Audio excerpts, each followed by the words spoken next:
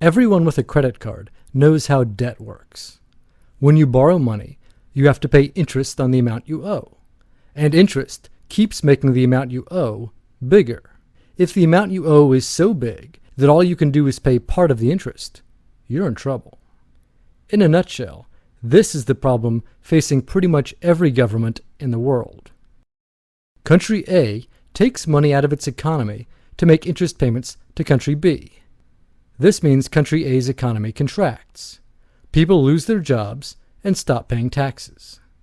In order to keep making debt payments, Country A then has to take out more loans, and the debt burden gets bigger.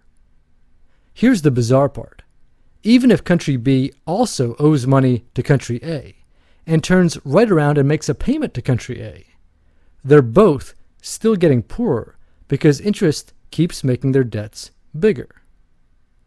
Inevitably, fiscal conservatives start demanding that their governments cut spending on things like social services, infrastructure, and education in order to keep making debt payments. When that happens, the people who live in these countries get upset that the government isn't doing anything for them, and instead sending a tremendous amount of money to foreigners. They then get angry at two sets of people, foreigners and the government. And that's about the time the real unpleasantness begins.